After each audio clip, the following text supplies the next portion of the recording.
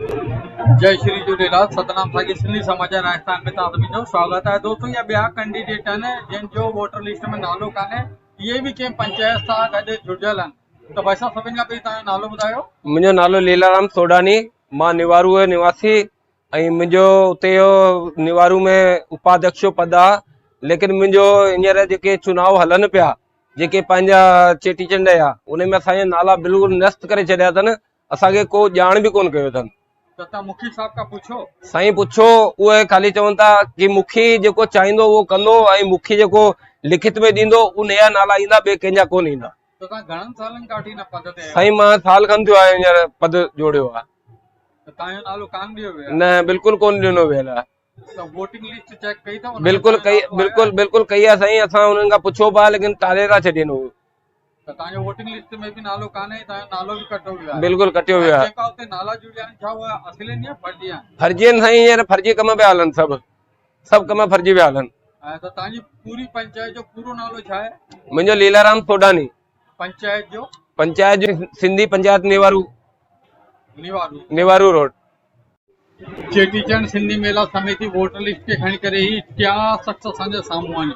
साईं, छा नालो आहे तव्हांजो? मुंहिंजो साईं नालो लक्ष्मण सोनी आहे। मां पूज्य सिंधी पंचायत निवारू में सांस्कृतिक मंत्री पद ते कार्यरत आहियां। त तव्हांजो नालो फार्म में वियो आहे या तव्हांजो नालो बि कटियो वियो आहे?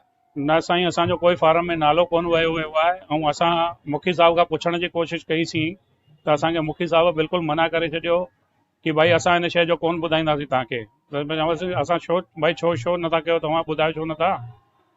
त उन ॻाल्हि ते असांखे जेको आहे मतिलबु स्पष्ट जवाबु कोन ॾिननि को, ऐं पंहिंजी मर्ज़ीअ सां बिना असांखां पुछे ॿियनि माण्हुनि खे उन्हनि में जोड़े छॾियो आहे।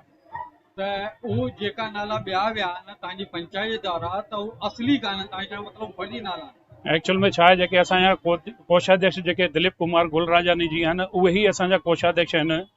जंहिंमें छा आहे कि हुननि ॿिए कंहिंजो नालो जोड़े करे ऐं कोषाध्यक्ष पद ते उन्हनि खे जेका वोटिंग ॾियण जी कोशिशि कराई आहे। त हिन ॻाल्हि सां साईं असां पीड़ित आहियूं। हिन शइ जो निष्पक्ष न्याय करायो वञे। मुंहिंजो बि नालो कोन वियो आहे। असांजे उपाध्यक्ष लीलाराम सोडानी जी जो बि कोन वियो आहे। त ॿिया जेका नाला जुड़ा आहिनि, मुंहिंजो चवण मतिलबु इहो आहे कि छा उहे फर्जी नाला आहिनि? ही दादा डबल पद ॾेई रखिया अथनि, लेकिन असांजे कोषाध्यक्ष साहिब सिंगल ई आहिनि जंहिंजो नालो कोन ॾिनो वियो आहे। ऐं जेके ॿिया जोड़िया अथनि उहो फर्जी नालो जोड़ियो वियो आहे। ठीकु आहे साईं, जय झूलेलाल। जय श्री झूलेलाल। जय श्री झूलेलाल। सतनाम साखी सिंधी समाचार राजस्थान में तव्हां सभिनी जो स्वागत है। दोस्तों, चेटीचंड मेला समिति महानगर जयपुर जा चुनाव हलनि पिया, उनखे वठी करे लिस्ट में नालनि खे वठी करे कुझु वापसि हिकिड़ी जेकी चीज है कि धोखाधड़ी जो मामलो साम्हूं आयो आहे। त असांजे साम्हूं हिकिड़ा भाउ आहिनि, उन्हनि खां उनजो परिचय ॼाणूं था ऐं पुछूं था तव्हांखे छा वेहद आहे। त दादा, तव्हांजो नालो छा आहे? मुंहिंजो नालो दिलीप कुमार। तव्हां कहिड़ी पंचायत का आहियो? पूज्य सिंधी पंचायत निवारू। त ही जेका चेटीचंड सिंधी मेला समिति महानगर जयपुर जो जेको फार्म भरियो आहे वोटिंग जो, छा हुन में तव्हांजो नालो आहे?